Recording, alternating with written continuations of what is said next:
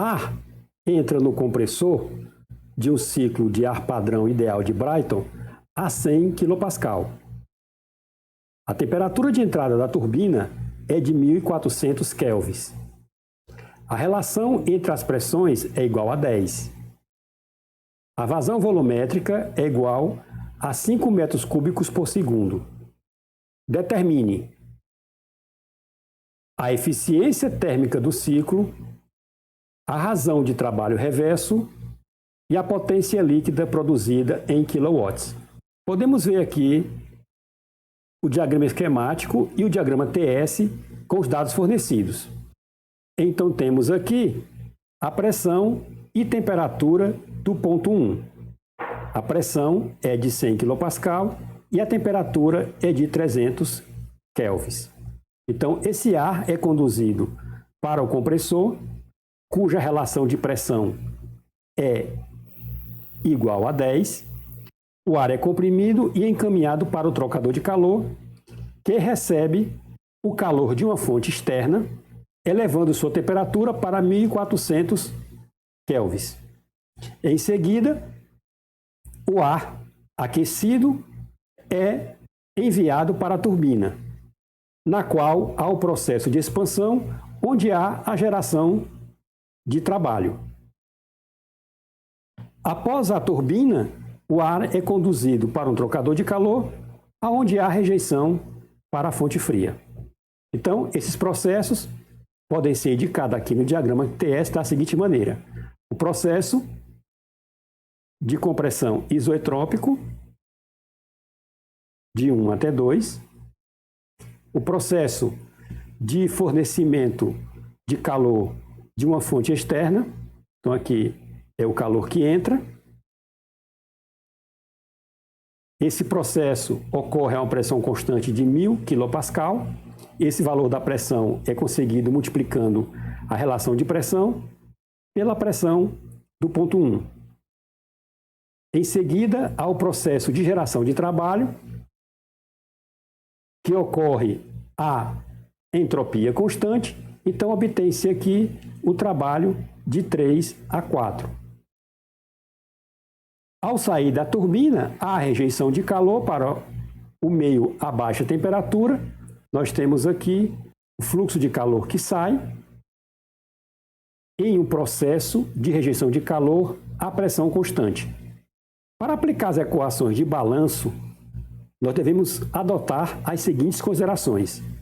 Os volumes de controles operam em regime permanente. Os processos na turbina e no compressor são isoentrópicos. Não existe perda de carga nos escoamentos através dos trocadores de calores. As energias cinética e potencial são desprezadas. E o fluido de trabalho é modelado como um gás ideal. Antes de aplicar as equações de balanço de energia nos processos, deve-se conhecer os estados dos 4 pontos de estados. Então vamos lá, começando pelo ponto 1. Então, com o valor da temperatura T1 de 300 Kelvin, deve-se ir na tabela A22 do livro Moran e Shapiro e encontrar o valor aqui da entalpia do ponto 1, que é igual a 300,19 kJ por quilo. Você aproveita também para pegar nesta tabela o valor da pressão relativa, que é igual a 1,386. Agora vamos determinar o estado do ponto 2. O ponto 2 é o final do processo 1,2, que é uma compressão isoentrópica. Então, qual o procedimento que deve se adotar para se determinar as propriedades do ponto 2? Primeira coisa a fazer é determinar a pressão relativa 2. Com a pressão relativa 2, na tabela 22, determina-se H2. Então, para determinar PR2, nós vamos usar aqui a relação de pressão relativa, PR2 dividido por PR1, vai ser igual a P2 dividido por P1. Vamos explicitar PR2 e obtém-se a relação de pressão para determinar PR2. Isso considerando a pressão relativa do ponto de estado 1.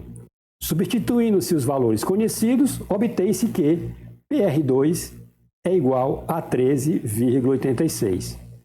Então, com o valor de PR2, vai-se na tabela A22 e, através de um processo de interpolação, obtém-se que H2 é igual a 579,9.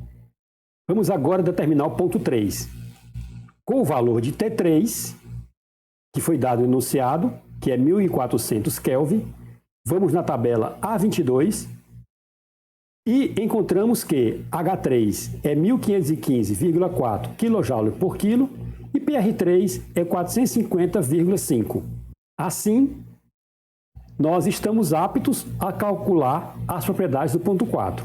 Então, o ponto 4 é o final do processo 3,4, que é um processo de expansão isoentrópico, como pode-se ver aqui, por esse processo de expansão. Então, o procedimento: determina-se PR4, com o PR4 na tabela 22, determina-se o valor de H4. Então, vamos determinar primeiro o valor de PR4. Para determinar PR4, vamos usar a relação de pressão relativa, PR4 sobre PR3 é igual a P4 sobre P3. Explicita-se PR4, substitui-se os valores conhecidos e obtém-se que PR4 é igual a 40,05. Agora, com o valor de PR4, vai-se na tabela A22 e encontra-se que a entalpia é igual a 808,5 kJ por quilo. Isso é obtido através de um processo de interpolação. Então, resumindo-se, obtemos aqui as entalpias dos 4 pontos de estado. H1 é igual a 300,19 kJ por quilo, H2 é 579,9 kJ por quilo, H3 é 1515,4 kJ por quilo e H4 é 808,5 kJ por quilo. Com os valores das entalpias determinados, nós vamos responder aos itens. Então, o primeiro item a ser respondido é a eficiência térmica. A eficiência térmica é dado pela relação do trabalho líquido do ciclo dividido pelo calor que entra. Então, o trabalho líquido do ciclo é dado pela diferença entre o trabalho da turbina menos o trabalho do compressor. Esses valores são valores específicos. Então, substituindo-se o valor do trabalho da turbina, que é dado pela variação de entalpia entre os pontos 3 e 4, menos o trabalho do compressor, que é dado pela variação de entalpia entre os pontos 1 e 2. Essa diferença é dividida pelo processo de fornecimento de calor, ou seja, o calor que entra. Então, o calor que entra é dado pela variação de entalpia entre os pontos 2 e 3. Substituindo-se os valores conhecidos, obtemos que a eficiência do ciclo é igual a 45,7%. Item B, razão de trabalho reverso, ou seja, o BWR. O BWR é dado pelo trabalho do compressor dividido pelo trabalho da turbina. O trabalho do compressor é dado pela variação de entalpia entre os pontos 1 e 2, dividido pelo trabalho da turbina, que é a variação entre as entalpias dos pontos 3 e 4.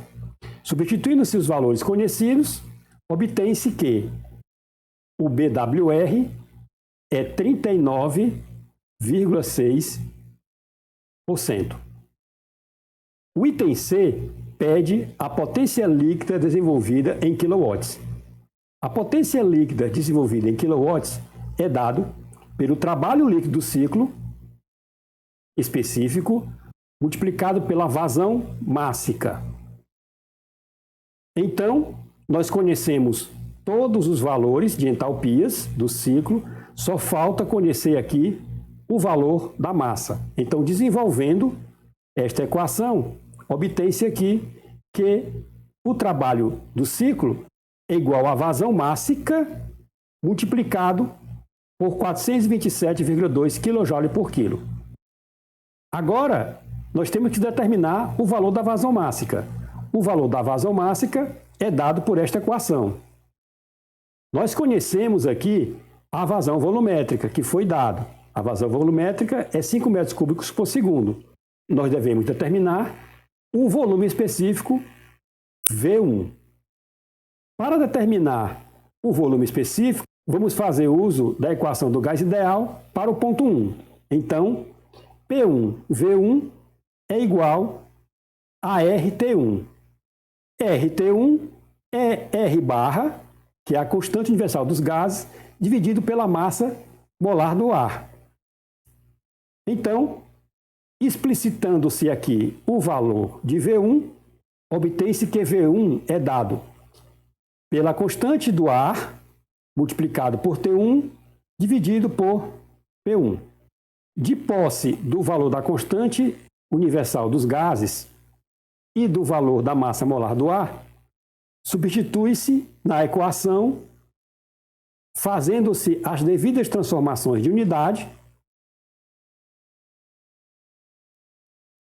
obtém-se que a vazão mássica é igual a 5,807 kg por segundo. Então, a potência líquida do ciclo pode agora ser determinada. Substitui-se os valores das propriedades na equação que foi desenvolvida, substitui-se também o valor da vazão mássica e obtém-se que o trabalho líquido do ciclo é 2.480,8 kW.